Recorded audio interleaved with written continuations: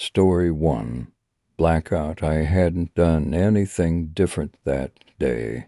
It started off very normal. In fact, I woke to the blaring alarm clock. I brushed my teeth, I fixed a breakfast, and ate. I kissed my mom goodbye, and I dashed out the front door, swinging my backpack with me. I sat on the bench at the bus stop, waiting for the bus to arrive. I get there early every day, just to be sure. The only thing different that I recall would be the grass. It looked a little greener.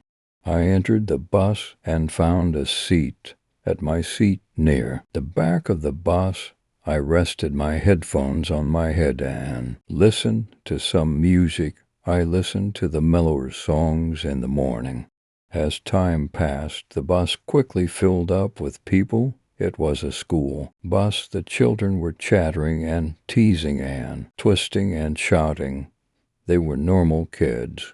With the headphones, however, all I could hear was the music, the soft piano layered on melodic pacey harps and horns. I don't listen to normal music. We reached the school.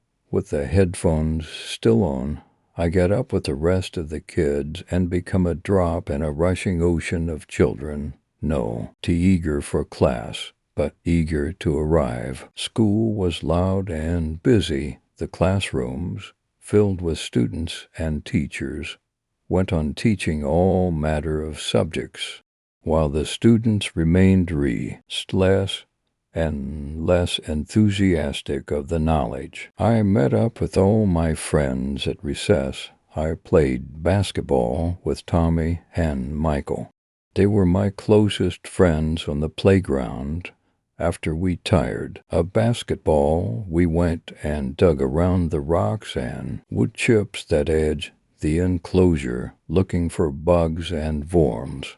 I distinctly remember the moment just before the blackout. We were taking long wood IPS and poking at the dirt with them. I joked with Michael about what we would do if we found a little bug friend. Tommy said he'd squish it, but we laughed, knowing he would. It ever do such a thing. The giggles resided, and I shifted my gaze to the dirt on the ground, smiling and stabbing away. For 3 years, I'd been having these episodes.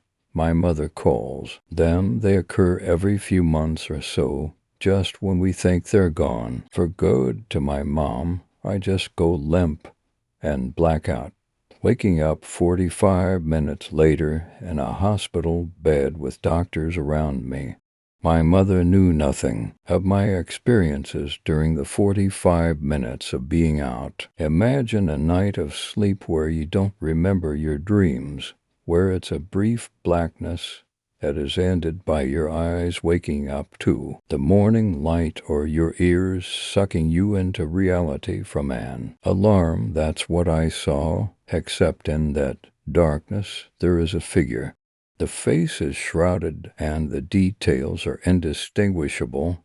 It didn't feel like a dream either.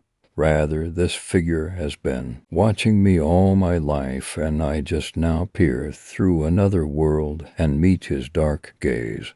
He just waits and watches. Nothing had been said, and nothing moved, but I knew he was there. I got that recognizable feeling of another presence with me. As I stabbed at the dirt, the episode began. I recognized that it was beginning as soon as I felt my eyes were about to pop out of my face. But by then, my breathing had already stopped and I couldn't speak. My fingertips began to tingle. My face and feet began to burn, hot as blood pool to them, a horrible sensation deep inside. My stomach wrenched and tore me. At this point, I lost my vision and consciousness. I don't remember ever hitting the dirt. I was in my blackness again. This had happened so many times before that I thought I had become familiar with the figure as well as the blackness. I was ready to meet him and to stare into his strange gaze. However, for the first time I was struck with fear. The figure was there, in the blackness, but I feared it. I hadn't before. It was strange, but I just wanted it to end. Yes, the figure spoke. I heard his voice with chilling clarity. It was deep and old. You are. He took a deep inhale, as if he'd just completed a long, daunting task. Done. Done. That's it. I woke up on the playground. The sun had moved to the other side of the sky, so time had passed. It was dead silent. Looking around, the lot was completely empty. I get up, confused. Usually I wake in a hospital or on the floor of the office with the teachers gathered around. I approached the glass doors to enter the school. Tearing through the glass, I saw nobody. I walked inside. In the office, I sat in the chairs by the door to regain my thoughts. I hear the rustling of papers and look up. I see a folder floating through the air. From the main desk and down a corridor, I quickly got tea and followed the folder down the corridor. A door opened and the folder drifted in. I follow and watch as the folder approached the desk. The swivel chair turns and the folder flopped down. On the table, I bolted out of the office. Feeling alone and confused, I ran to a classroom and saw a piece of chalk writing on the chalkboard. I panicked and left the school. I saw cars driving in the streets without passengers, doors opening for no people, gardens being gardened by floating tools. I couldn't see people after a very long while, maybe weeks or more. Hence, I noticed a few things. I couldn't see my reflection. I could have guessed that. What's interesting, however, is that I don't seem to get hungry or need to eat. I just sort of wandered around, looking at things. The boredom drove me crazy. The only thing worse than the boredom was the loneliness. I kept myself company by talking to myself while I aimlessly wandered city streets, houses, stores, parks, and anywhere my feet could take me. I'd watch as people I couldn't see went about their daily lives. The wandering eventually became an interesting task for me. I would go for very long walks during the day, counting the numbers on people's home addresses. I'd see floating hoses watering lawns and drifting helmets riding bicycles. At night I would spread through the streets, dashing under street lights. I came up upon a library that kept me busy for a long while. I scanned the bookshelves and read almost half the books in the entire place. I just sat alongside O.T., her floating books, knowing somebody invisible is getting a good read. I'm able to retain information very well. I came across a cemetery. I spent a long while scanning the tombstones, retching the names to see if any rang a bell. I recognized a few last names of my old friends. I would look at the dates and count how many years they lived to be. Sometimes I'd see incomplete dates, tombstones of those yet to die. This humbles me as I ponder those planning for death. I felt sorry for them. Sometimes I'd come back and find the incomplete dates completed. The dirt freshly turned. I'd go along, row by row. At night I couldn't read them, so I'd sprint through the streets, dodging cars that couldn't see me. Today I was finishing up my cemetery walk. I came across a tombstone with my name on it. The realization hit me hard, but it makes more sense now. The birth year and the death year were both engraved. I stared at it for a long while. You wouldn't believe how upset I was. I thought one day I'd wake up and see my mom again. I thought maybe I was in the hospital and I'd wake up, get better, and go back to school to play with Tommy and Michael. I think I cried, but I understand that I probably don't have any real tears. After sitting for a while, an idea occurred to me that hadn't before, and that's how I got here. I know I can interact with the objects in this afterlife, but I also know that the living live among me as well. I went into my old house.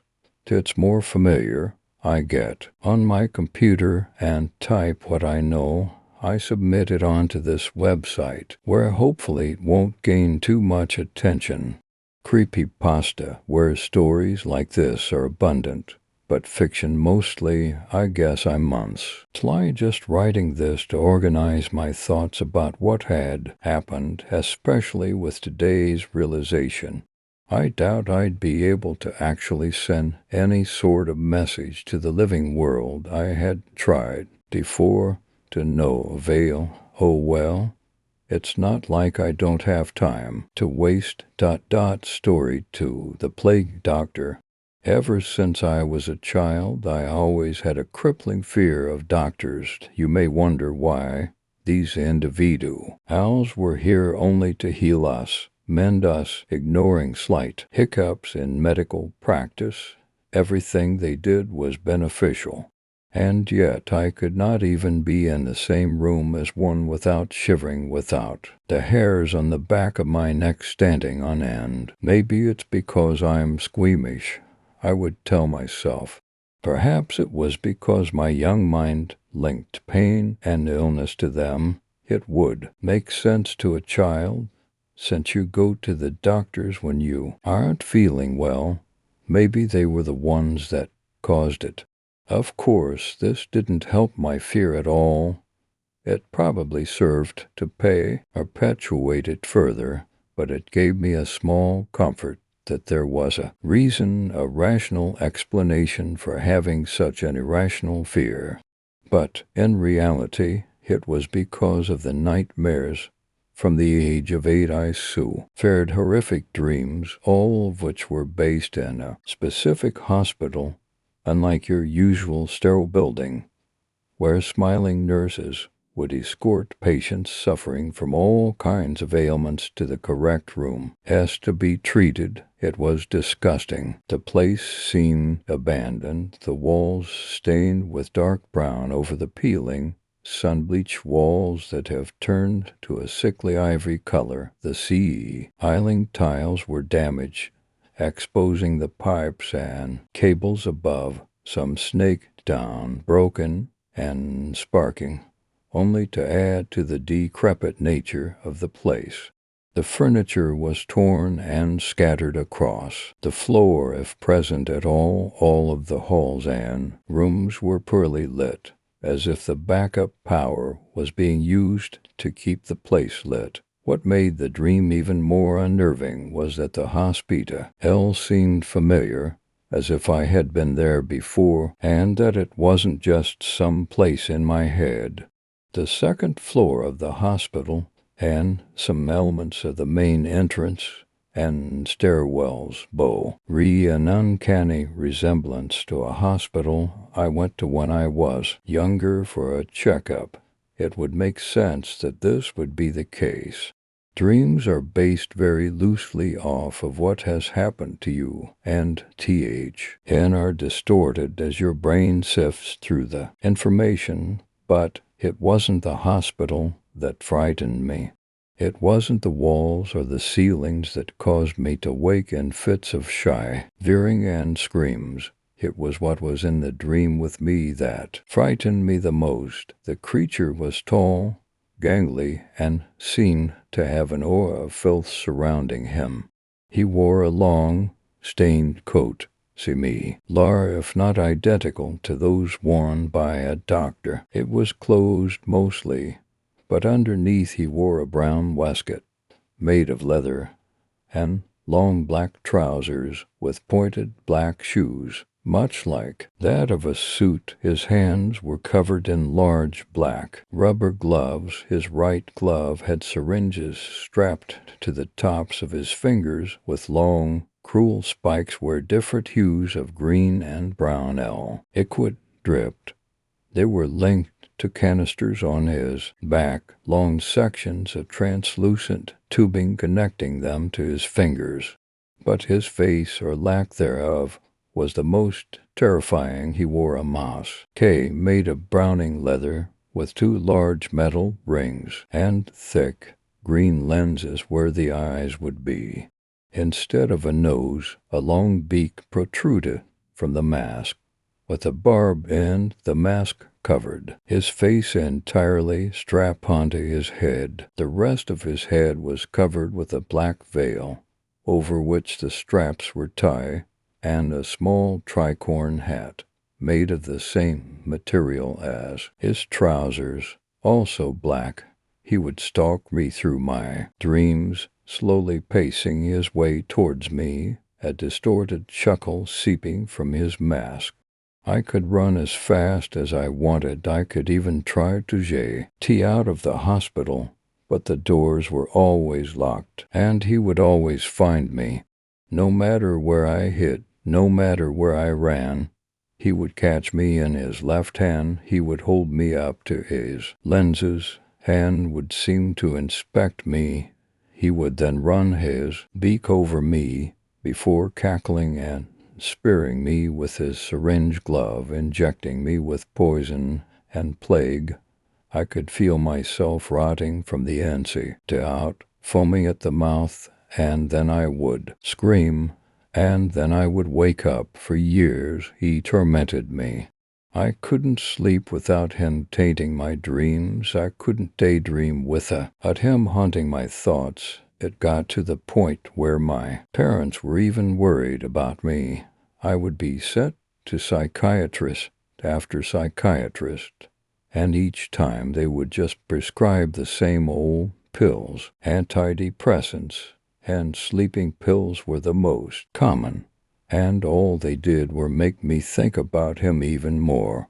I decided to name him when I was 10. After doing a project about the Black Death, I ended up settling with the plague doctor. His mask resembled that of those old healers, and much like them, he wasn't a doctor at all. He was a quack. He never helped anyone. He only aided the spread of disease and was a harbinger of despair. As the years passed, my terrors slowly subsided, getting gradually less and less intense. Though he never left me completely, less of my dreams would be centered around the hospital. Some nights I could even get a decent rest without being interrupted by his presence. He never truly left me, but I could finally go to sleep and not have to worry about being trapped in that building anymore. You may be wondering why I'm telling you this now. Why am I telling you about this night terror, about the phantasm that has caused me so much pain? Why am I telling you if I seem to have gotten over it so well, to the point that he no longer haunts my thoughts? The answer is simple. Really, I saw him in real life, but he wasn't wearing his long coat or his cruel glove or his concealing mask. Now he wore a suit, a ring, and an age grin. He wasn't tall and thin anymore. He had become shorter and stout and older. When I first walked in here, it was for a routine checkup. Don't you remember when I came into the practice and I locked my gaze with yours? I could see something staring in your eyes, and then you cracked the slightest of grins, and then I realized why you smiled, and it made me scream. I had seen you before. I had seen you when I was a child, much like now Washington. Just going in for a routine checkup. That was all. I was just there to have a few injections.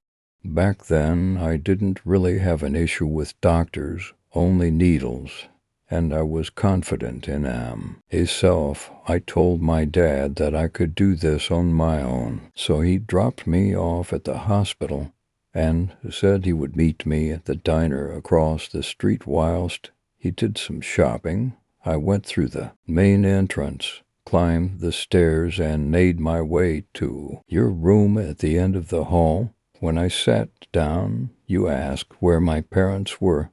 Do you remember? I saw no reason to lie. You were a doctor after all, a good man, so I told you that they weren't here, that I was doing this all by myself, and you nodded and went to lock the door, and then you grinned at me like you did when I came for my checkup, and then you injected me. You tied me down and filled me with your poison. I was sick after what you did to me, and then after you had cleaned me up and yourself, that if I ever told my parents or anyone about what happened to me here, you would kill my dad, and then you chuckled and sent me on my way. You aren't a doctor, you're a quack, a fake wire, who didn't help me. You destroyed me. I was sent out of that room a different child, and within me the seeds of my nightmares germinated, and so it blossomed. The plague doctor is your avatar, an image my mind came up with when to shield me from things I could not understand. It was the horrible monster that would capture me, laugh at me, inject me, poison me. You took my life that day and created an abomination. Well, it seems both of us have limited time. Now I can hear the sirens outside just as well as you. I guess you take the law more seriously now you're nearly retired.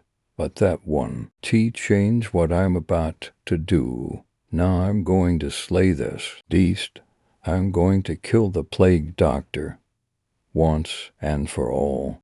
And maybe then I can get a good night's sleep. Story 3, Faulty Wire Ring.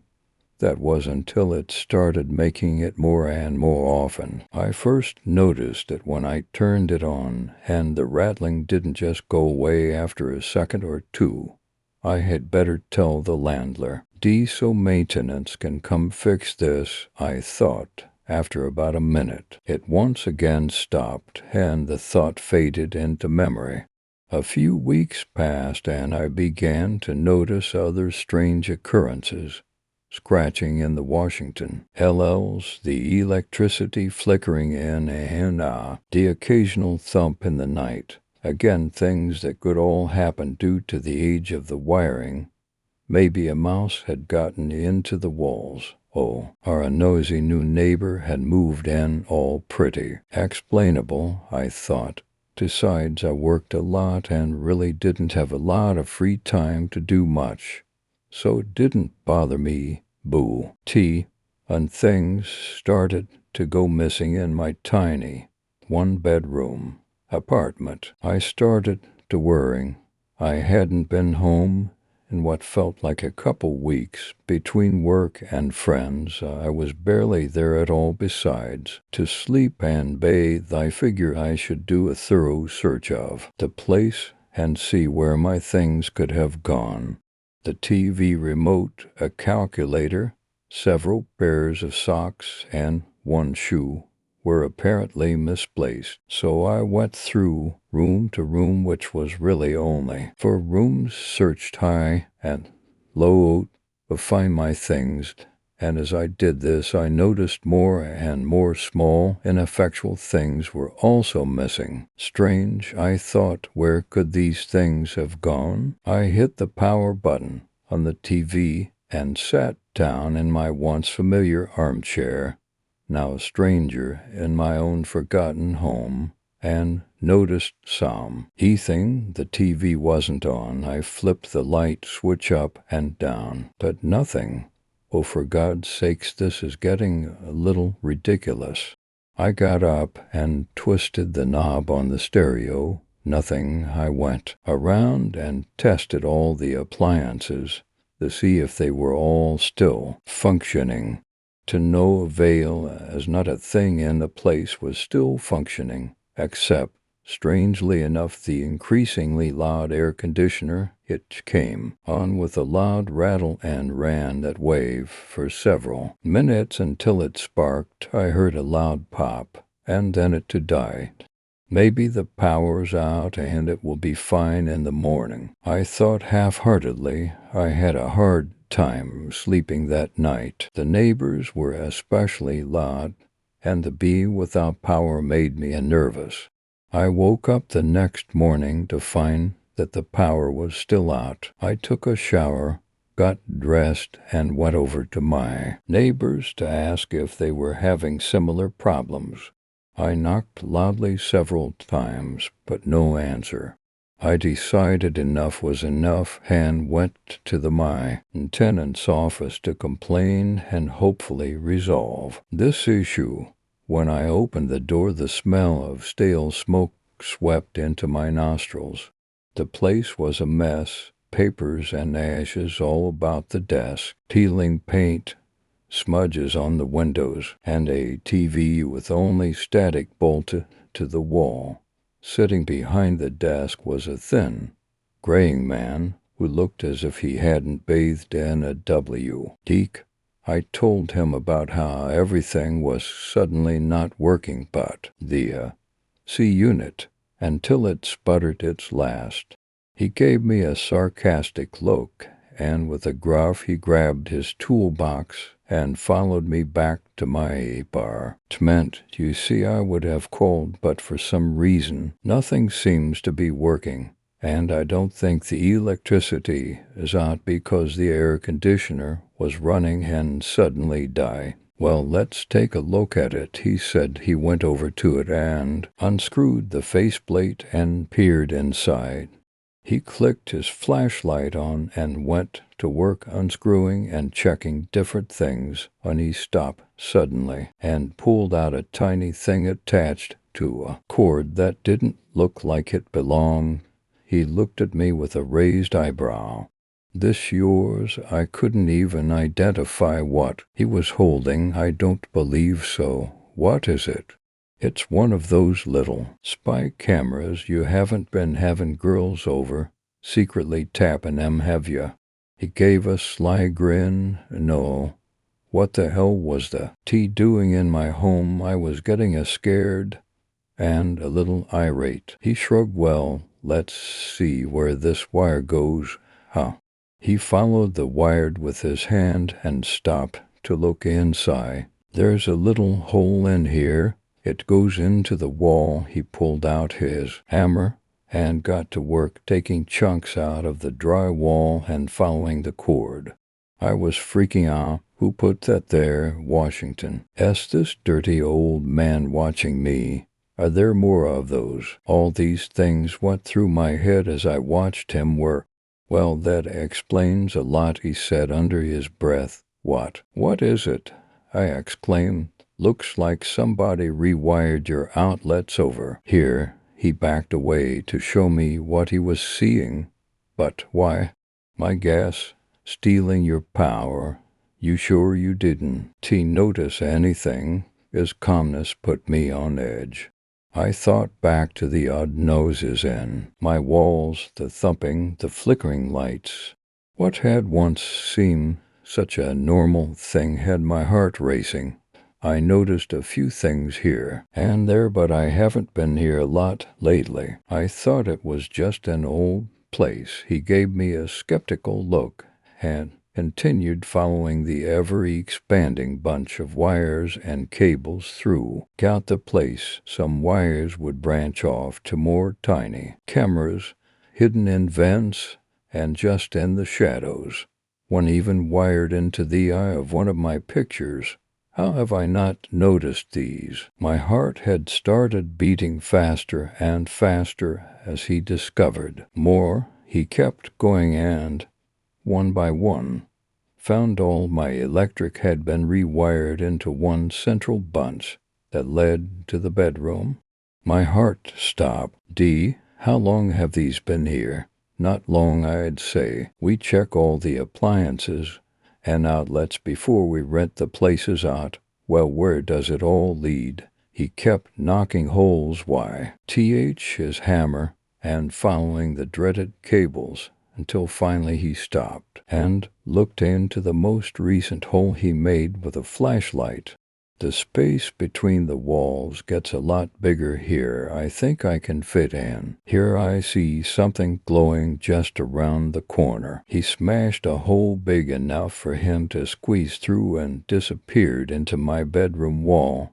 He appeared a few seconds later with a grim look on his face, and his skin had gone pale. He was no longer the calm, apparently fearless man he was before. You aren't gonna want to hear this, but there's a little room back there, bunch of monitors set up all over and all sorts of crap scattered around. Looks like somebody was living in there, but no sign of 'em now. He swallowed hard. This place is starting to eke me the hell out. If I were you, I'd move. I packed my things and left for my mom's that day, not wanting to spend another second in that place. Over the next few days, the police came and investigated the whole scene. They found 20 different monitors, all linked up to VHS players in that little room in the walls. Surprisingly, though, no tapes were ever found, and neither was the thing that had been hatching me all those nights. A few weeks had passed, and a box arrived on my mother's doorstep. It was unlabeled, but inside was all the little things that had gone missing in my apartment. I also found a dirty, ripped piece of paper with a barely legible message scrawled on it. I like your new place much better. Story 4. 8-Ball. Vincent Cox turned off the lights in his hardware store. He zipped up his black fleece jacket and walked out into the cold, lonely night. He fumbled for the keys in the pocket of his jeans, shivering slightly. He finally fished a rusted copper key and locked the front entrance door. He sighed and started to walk home. As he was walking down the sidewalk, something in the sidewalk glinted, dully catching his eye. Next to a sewage drainage was a small ball. He curiously shuffled over to the ball, knelt down, and touched the ball. There was a gust of cold wind, and Vincent shivered and glanced nervously behind him. He felt like he was being watched. Quickly he picked up the ball and examined it. It was an 8-ball. The whole ball was smooth, like it had never been used before. He looked into the small triangle glass and was intrigued. Then he noticed that the word yes behind the glass were glowing brightly in the dark. He decided to ask the ball a simple yes or no question. Am I wearing a black jacket? Vincent spooked the ball and looked into the glass. Definitely was what came up. Vincent smiled. It was just one of those coincidences. So he decided to ask another one. Am I in a relationship with anyone, Vink? ENT knew he wasn't in a relationship with anyone. He wasn't much of a social man. I don't know, the ball replied. Vincent asked another question on whether he supported Obama. Again the ball answered, I don't know. Vincent asked more questions about his personal life, and no matter how hard or fast he shook the ball, again and again came up as I don't know. Finally, Vincent sighed and decided to ask different questions. Am I boy? Certainly. Vincent paused for a while. Weird, he thought. Vincent asked another. Am I listening to my iPod? No. Is it night time? Definitely. Vincent shivered. Am I holding an 8-ball? Of course. Vincent was feeling colder now, and he thought he heard a rustling sound just in front of him. He couldn't see anything much in the darkness except for a house surrounded by small bushes and trees.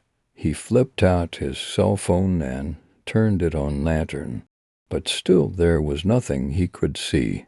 He instinctively looked back to where his store was and tried to see anything strange. Nothing. Shakily he started to walk back to his house. Vincent asked one more question. Am I walking to my house? Yes, V. Vincent started to walk faster. As he was walking to his house, he would occasionally glance behind him, feeling like someone was watching him, trying to catch up to him. When he reached his front door, he impatiently jabbed his key into the keyhole, missing a few times before putting it perfectly into the hole. When he unlocked the door, he swung it open and quickly shut it behind him. Locking the door, Vincent ran into the kitchen and grabbed a kitchen knife. He felt stupid, but he pushed out this thought. Slowly he slid the knife into its case and then put the knife securely in his pocket. He swore he heard scraping and bumping out in his front door, but he resisted the temptation to go check. Instead, he walked into his bathroom, turned on the lights, and closed the door. Locking it, he decided to ask a question. Am I at home right now? Yes, Vincent tapped his thumbs tensely. Am I eating anything? I don't know. Am I in tea? Living room? I don't know. Then suddenly he heard the front door burst open and footsteps coming through the entrance. Vincent held his breath, his face going pale. He slammed off the lights in the bathroom and hid himself behind the sink waiting. Clutching his kitchen knife, he heard the footsteps passing his bathroom. The footsteps entered into the living room, and then they stopped. He felt the ball in his hand move slightly. Vincent took a look at the ball, and his heart almost skipped a beat. Definitely not. He heard footsteps again, walking up the stairs. Vincent made his escape. He ran out the bathroom and out the front door. He ran out onto the streets and back to where the stores were. Are you still trying to find me? Of course. When he reached his store, he looked around him. Across from his hardware store was an old magic shop. The door was slightly ajar. Are you still at my house? Vincent asked. Haha, no. Are you coming to get me? Yes. Do you know where I am most likely? Should I be afraid? Of course. He pushed his way into the store and flipped on the light switch. The lights failed to turn on, so Vincent flashed out his cell phone and turned on lantern mode. Breathing heavily, he scanned the large store, looking in shock. The whole store was trashed. Vincent then jumped back in horror as he saw the dead body of the manager. He walked over to the body and saw a piece of paper in one hand and a transparent blade of a knife in the other. Vincent hastily snatched the blade and rubbed with his pointer finger along the flat side of the blade. For a second, all fear vanished inside of him. The blade glowed suddenly with a low hum. A beautiful white light shined into Vincent's eyes, making him close them tightly. When his eyes readjusted, he marveled at the beauty of the light. It was a light of hope, the absence of darkness. Just then Vincent was startled by the noise of footsteps entering the store. There was low, terrifying grunt. Fear took over Vincent again, causing the blade to lose its light, leaving him with only his cell phone.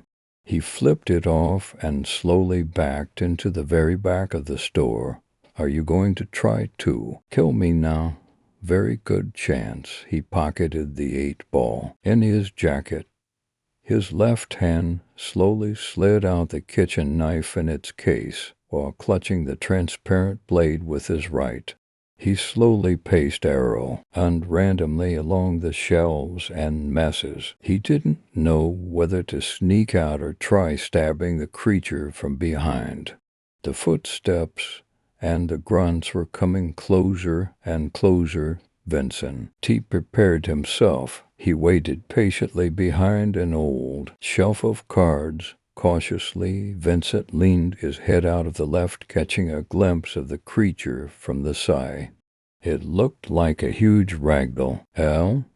Its mouth was wide open, its jaws hanging low. That's all that Vincent could make out in the dark. Quickly, Vincent pulled his head back behind the shelf. His breathing grew more rapid. He was on breaking point. 3, 2, 1. Vincent jumped out. Behind the creature, lunging the knife into the creature's head, the beast stumbled backwards, howling.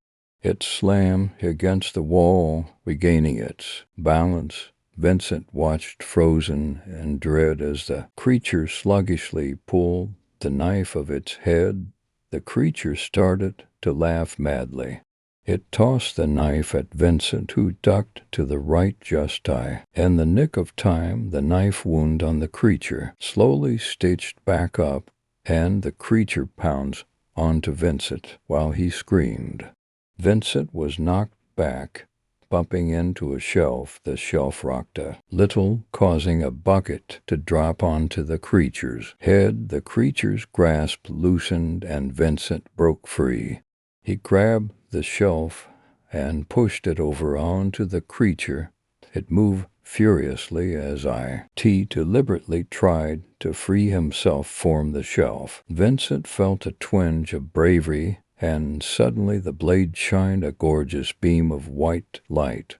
Taking out the 8-ball, Vincent said triumphantly, "Do you think you're still going to kill me?" "I don't know." Vincent held the blade high in the air, throwing light on the ceiling, and slammed it down on the creature's raised neck. Just as it struggled to get out, the blade of the knife sunk into the creature's neck, filling his whole body with light. The creature shrieked and bellowed as he flopped around like a fish on land before disappearing completely. It was over. Vincent sighed and nervously chuckled. Then he remembered that there was a piece of paper on the dead manager. He made his way towards the body, feeling sorry for the man before curiously picking up the paper. Anxiously, he read it aloud. "I didn't know it would turn out like this. What have I done? It's going to eat my soul, and it's going to eat yours. Please do something." Vincent's head was filled with questions, but he decided that bliss was ignorance. He slowly put the paper into his pocket. Vincent quickly took out the 8-ball, standing completely still. Vincent asked it a final question. "Am I doing jumping jacks or singing 'All You Need Is Love' by the Beatles?" Vincent shook the ball nervously, and it answered the cue. Stein in one word. Of course. Story 5, Yellow Rain Fever. You see, about 4 or 5 days ago, a storm rolled in. Now, this in and of itself isn't anything strange. The clouds and the rain, though, they had a yellow tint to them. It smelled weird and tasted funny, too. None of us could really nail down what it tasted like, and all we knew is that it was some sort of chemical or other. Now, the important thing to know is that we're a small Hoosier farming community, maybe 1,500 or so people. So unless some radical has a grudge against corn and soybeans, I doubt it was a terrorist attack. Anyway, a few hours after that weird rainstorm started, people started getting violently sick. The ones affected couldn't stop throwing up. There were reports of extreme nausea and even an onset of water that they thought was tuberculosis, because the ones diagnosed had a bloody and agonizing cough. Authorities noticed a trend almost immediately after people started getting sick, in that it seemed only fairly weak people got ill. The sick, old, and young were the only ones who got sick with those violent symptoms. In retrospect, though, they got the easy way out. People that were diagnosed deep with the illness, dubbed the yellow rain fever, died just hours after getting sick. Some of the victims' immune systems who were already sick just couldn't handle the increased fever and vomiting. Some were simply too weak to handle much of a sickness in the first place, like the old and the very young, and some actually died of blood loss due to the consumption like cough, but they all died shortly after getting ill. When people were nearing death, they started hallucinating, or what we thought were hallucinations at the time. They all saw these dark, shadowy humanoid figures, glowing yellow eyes, lurking in dark corners or just inside unlit rooms. There were only 3 or 4 accounts of these figures, due to the fact that almost no one could speak in their final moments of the sickness.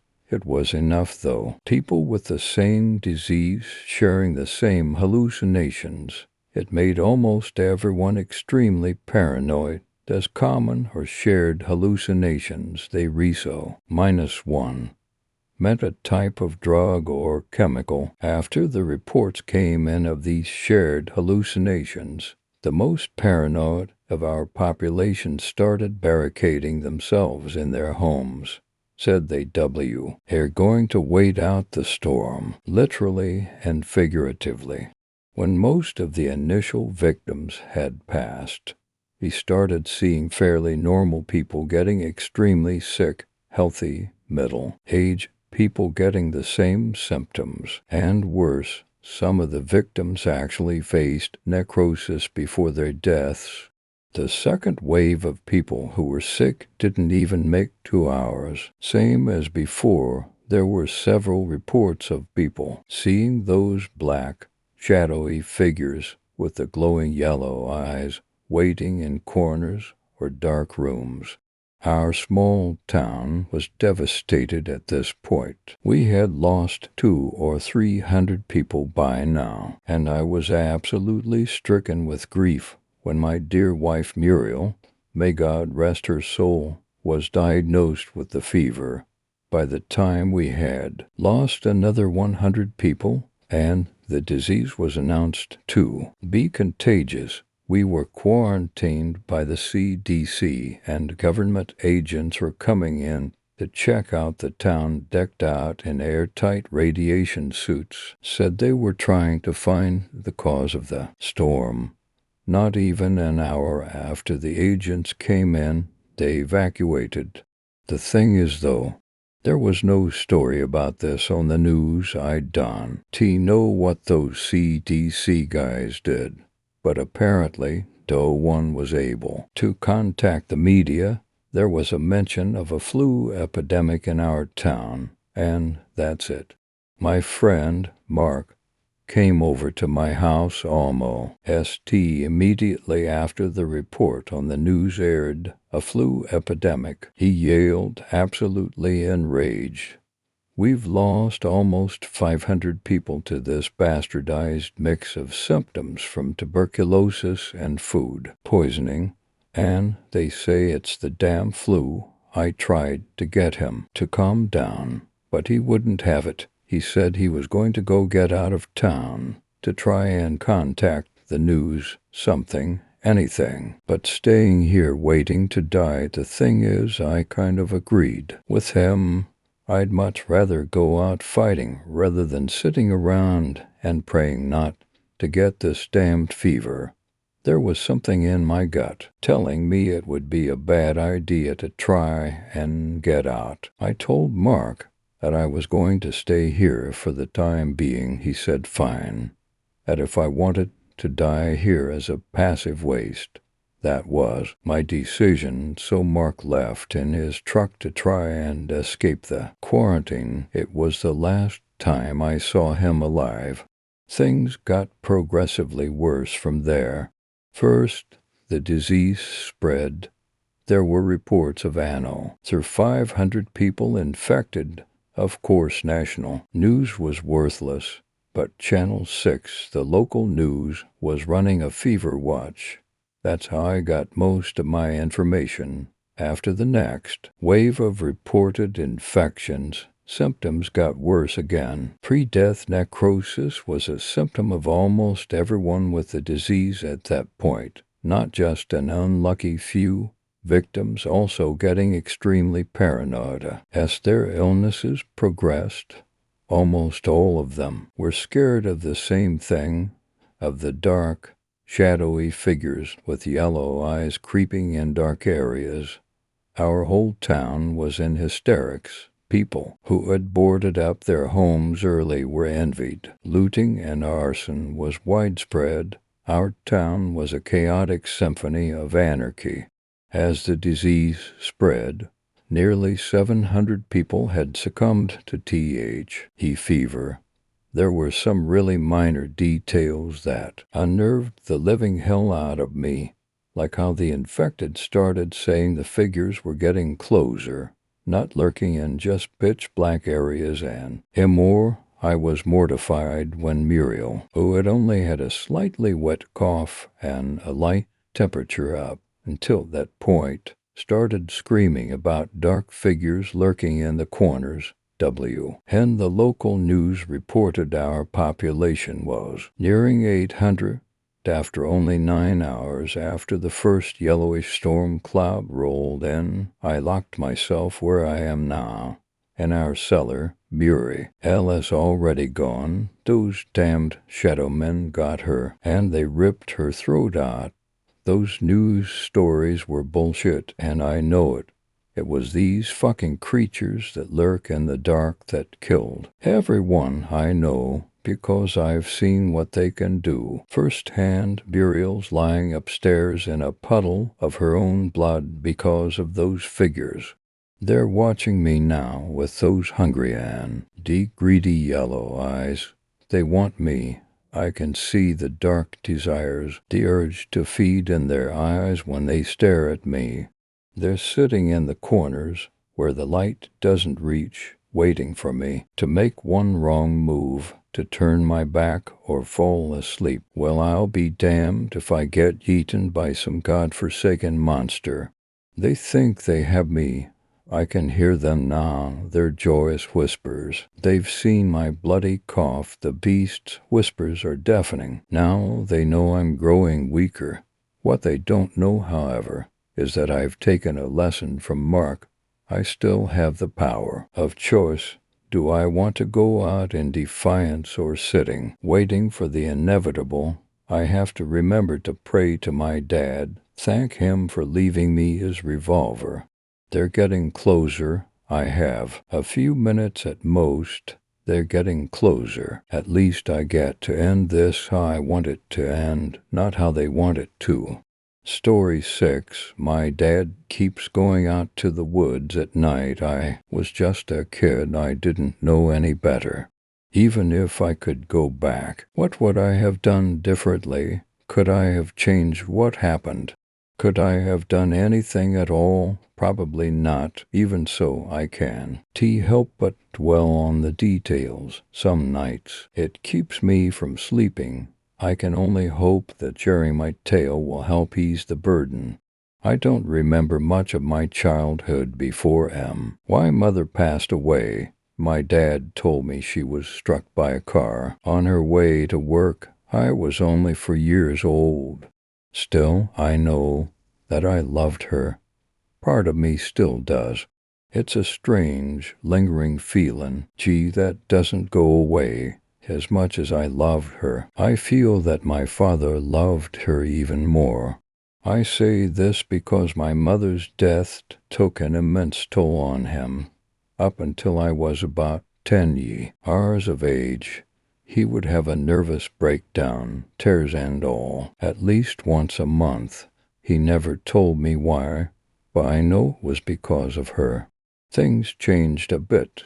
My 10th year, he moved out of the tea house, the one that reminded us of her. My dad pulled me out of the school system, and we moved into a cabin out in the middle of nowhere. It may seem a bit drastic, but it was clear that my father needed a change. He wasn't doing so well because of this. I didn't question his actions.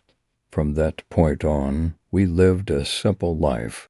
My dad took odd jobs here and there, and seeing as we live up north, selling firewood was sufficient enough to supplement our income. That was my job. I would go out each morning with my dad's old axe and chop up some logs for our eager customers. It wasn't much of a life, but it was good enough for us, comfortable with our new living situation. I was taken completely off guard one night when I heard the sound of crying coming from my father's room. We had been doing so well.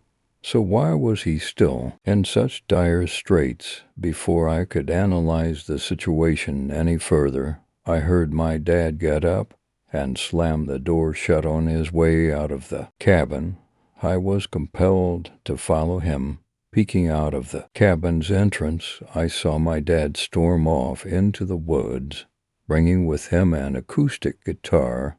I'd seen the guitar before, and I knew my dad used to play, but I'd never seen him handle the thing. I figured that those years were behind him. Curious as to what he was up to, I followed him into the forest. I tiptoed, making sure to hide behind trees and avoid stepping on leaves as I went. Eventually we came to a small clearing with a creek running through it. Near the creek was a stump where my dad sat down and adjusted himself until he was comfortable. He looked down at his guitar, closed his eyes, and began playing. I stood in awe of what I was hearing, a haunting mixture of melodious vocals and the rustling of trees, and the wind filled the forest. I knew he played, but I never knew he could sing. It was breathtaking, for lack of a better word. This went on as often as my dad had breakdowns in our previous house. Each night it happened, I would follow my dad out to the woods and listen to the beautiful song he'd seemingly written. I didn't know what it all meant, but I could tell even at age 10 that it stemmed from a place of great pain. I could tell that the somber, heartfelt tune was about losing a loved one. Whenever I tried to picture my mother, the image was always blurry and out of focus, almost as if what little memory I had of her was slipping away. Whenever my dad played his song, I could picture her crystal clear. It was the oddest thing. This brought me comfort and ultimately helped me come to terms with her death. I had hoped at the time that it was doing the same for him.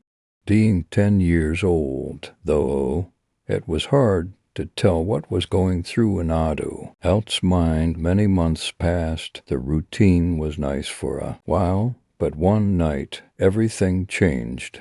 I heard the usual swing of the cabin door followed by a swift crack against the door frame. It was very loud, signaling to me that my father was more distressed than usual. I hastily made my way to the door in an effort to follow him, but I stopped for a moment. When passing his bedroom, the door was open just enough for me to see the guitar leaning up against his bed. How peculiar. I wondered why he'd left it behind. In truth, there was only one way to find out. My dad was already at the creek when I arrived. He sat on the stump, motionless and quiet. He was in a sulking position, and his eyes were closed. Without his guitar or voice, the forest around him was void of soul. Indeed, The only thing I could hear was the water in the creek as it trickled by us. Soon enough, my father began singing. I could tell it was the same song he'd always sung, but it sounded off without his guitar. His voice was muddy and out of tune. There were some awkward highs and lows that made my stomach turn. Though his eyes were shut, I saw tears force their way out and watched as they swam down his cheeks. Eventually, he stopped singing and broke down crying. What happened in the following moments will stay with me forever. As my father wept, something strange happened. A milky, white fog danced across the water. At first, I thought my eyes were playing tricks on me, but eventually the white smoke gathered above the creek and took shape before my very eyes. It was a spirit, no ordinary spirit, mind you. It was my mother. My father stopped crying and instead began shivering. He opened his eyes and looked up to see the specter. He almost fell backward in fear. The ghost of my mother reached out and began choking my father. His face went from red to blue before my mom stopped. He fell to the ground and vigorously gasped for air. I couldn't bring myself to lend a helping hand. I was stuck in a petrified state. My father tried to crawl away, but it was no use. My mother began clawing away at him. She tore through his clothes and eventually his skin. I watched in horror as she reached into his body and ripped out vital organs. His bones snapped like branches. His blood tainted the water. His voice once again filled the forest, only now it was screams of agony. I couldn't bear to watch any longer, so I closed my eyes. With eyes shut, I remembered the song my dad sang. I started humming it to myself, and just like that, I calmed down. The world around me became quiet. All I could think about was the song, that beautiful tune. Memories of my parents came through the floodgates as I hummed. Tears led down my cheeks. I couldn't help but fall apart. What had my childhood become? Where was I to go from there? Eventually I stopped humming and opened my eyes. The apparition of my mother was gone. My dad's open corpse lay on the stump where he used to sing. As the scene before me sunk in, so did my heart. It crawled into the pit of my stomach and made a nest. It would stay there for many years to come. I don't remember running back to the cabin, nor do I recall calling the local authorities. What I do remember is the look on their faces when they took me back out there and saw what I had seen. The sight of my father's body was a grisly one. That's for sure. It was unlike anything the town had ever witnessed. Still, it was taken care of in a swift and respectful fashion. In the coming months, the investigation came to an end. The true cause of my father's death was never determined, but that doesn't mean there were no answers found. My mother's body was discovered buried beneath creek. My father's axe was determined to be the murder weapon. One of the theories floating around town was that my dad was the jealous type. They think he convinced himself my mom was having an affair and then lost his marbles. Feeling guilty, he moved us out near the dump site so we could be closer to her. I guess we'll never know the full story, but one thing is for certain. My mother had her revenge. The author of this story wrote it for free. If you enjoyed it, please consider leaving him a tip. Any amount helps. Visit his donation page today if you want to feature this story on your YouTube channel. Don't forget to follow the author's narration instructions. Written by Christopher Maxim Contact Other Stories Subreddit Story 7 Gazing into the Abyss Robert Adam Lane III. You gave your soul to him on May 7th, 1989, and it was a lie. A lie that you told the whole time you held your breath in that brown water river. A lie you smiled out at those holy rollers on the bank. Lies are mine. Lies are mine, mine. The last mine trailed off into a phlegmy wheeze.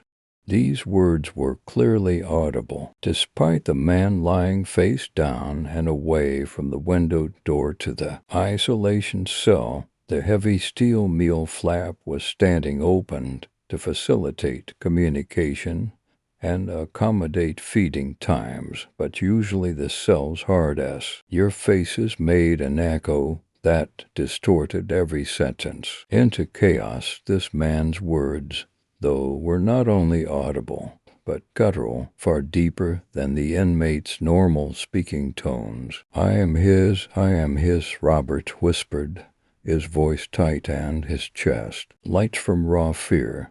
There was no way for this man to have known his full name, and there was no way for him to have known that dark and shameful secret that Robert had never spoken aloud. He was just a kid when he was baptized.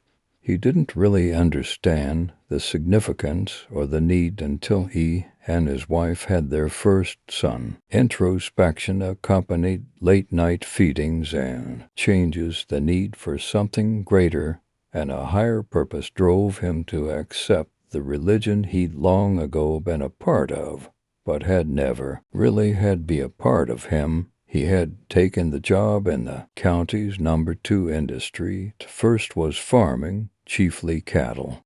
Second was the state prison. He had been on the job for 3 years when he encountered Simmons, David R., number 200 million for 100,097. Simmons had transferred in from another facility, and he was on year 2 of a 6-year sentence out of Atlanta. He had been in medical isolation for most of his incarceration, and he was now in segregation for his own safety and the safety of others. Medically speaking, physically, there was nothing wrong with him. Psychologically, he had several diagnoses that required a small buffet of medications morning and night. Robert's encounters with Simmons had been completely routine in nature. Meals were delivered, medications were administered, the head count was conducted. No conversations ever occurred outside of good morning, please, and thank you. But every day, each and every day that Robert stood shift in the isolation unit, Simmons would act out between 2 and 15 p.m. These episodes mostly consisted of shouting, dancing, stripping, and speaking in tongues or singing. No seizures or convulsions, no physically damaging behavior ever presented itself and necessitated that restraints be used.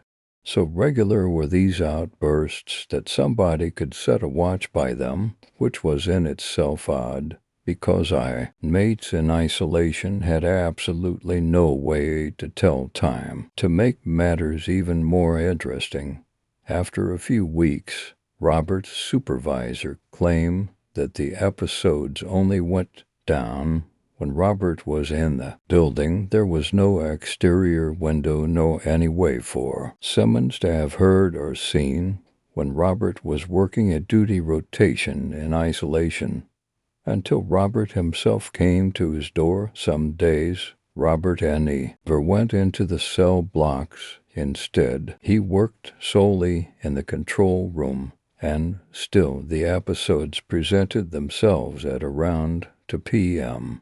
Robert never told anyone at work about what Simmons said. He did his job day in and day out, and he did his best to pretend that nothing had happened. He always tried to avoid being in the cell blocks around 2 p.m. For several weeks. His worked until one day time got away from him and he found himself doing a head count at 2:15. When Robert came to the window, his heart stopped. Standing stock still with his inches away from the reinforced glass, Simmons was completely rigid, absolutely, perfectly tense, and on the balls of his feet. Every muscle in his naked, wiry frame was taut as his whole body was experiencing a cramp. His eyes were saucers, opened as wide as they would possibly go, and they constantly rolled. Around, back until only the whites would and then back down, and around. When Robert's eyes met his, Simmons stopped his arrows. Silence filled the cell and the hallway. Laughter, slow and low, greeted Robert, and then that same guttural voice that had haunted Robert for weeks spoke. Adam Lane III, would you like to see what we do to this man when no one watches? Let us show you. With that, Simmons head-butted the reinforced glass window. His forehead hit with such force that the steel door shook in its frame, and Robert was amazed that the glass didn't spiderweb. Twice he hit the window, and before Robert could call for support to get Simmons restrained, a fourth and fifth impact sounded on the steel edge of the window frame, and as suddenly as the assault began, it ended. Simmons regained his tense pose on the balls of his feet. His eyes, still wide as saucers, met Robert's. Blood slowly poured from large gashes above the inmate eyebrows, covering his face. He in a red mask. There was absolutely no expression, no indication of pain, anger, or distress. Perfectly impassive, Simmons stared. Robert broke eye contact and walked on. A short time later, and medics arrived to clean him up. He had curled up and was asleep on his cot, and at final meal call of the day, he said thank you to Robert in his normal speaking voice, as though nothing had happened. Robert could barely hide the shake in his hands as he handed over the tray of food. Corrections officer Lane had grown up in the Pentecostal church. His grandmother, 93, still went every Sunday and Wednesday, and twice a month she attended Sunday school. He was driving her to a Wednesday evening service when he told her about Simmons. Her hand, red and parchment thin-skinned and decorated with liver spots and bruises, gripped his on the steering wheel. He drove with his left as she, with surprising strength, took his right hand in hers. Don't let him in, son. Don't you let him. He knows when those belong to Jesus come round. He smells it, he hates it. You pray on it, you hear? You pray to Lord Jesus. Lions pray with you. You pray with me today, and you look at that man in the eye. The next time he acts the fool, you look at him and you tell him to give you his name by the will of the Lord. He will. You ain't gonna nostant him, son, but he will. He'll do it if you're right with to Lord. Get right, boy, and stay right. And you get clear, you stay away from that'n. His grandmother was telling the truth. Weeks went by, and Robert heard nothing unusual out of inmate 200 million for 100,097. Just when he was beginning to think that the whole thing was a strange game, something hopped. Simmons had maintained his routine of showing out at around 2 p.m. daily. By coincidence and not design, Robert had not found himself on the floor at these episodes. ever as. Since the day he'd rammed his head into the doorframe, Simmons had been calmer, only whimpering quietly, or singing to himself during his regular shows. It was mid-song that Robert entered in of sight for Simmons. Abruptly, the singing stopped, and Simmons faced the door. "I don't like it when you're here, Lane." This came out as all one word, a husky whisper, but still that deep tone that was so unlike every other time the prisoner spoke. Lane became Lananini in the latest attempt to rattle the officer. "Hey, by Jesus, tell me your name. Who are you? By Christ's command." "What is your name?" Robert shouted the last word, and the echoes filled the concrete hallway. Simmons recoiled as though struck. He looked to be in physical pain, but Robert heard him speak. The jeering, cheerful face was pinched, and a word came from his lips in a rasp. Robert heard it clearly, but he couldn't understand it. It sounded foreign, it sounded alien, it sounded other. "I have heard your name. Never speak to me again."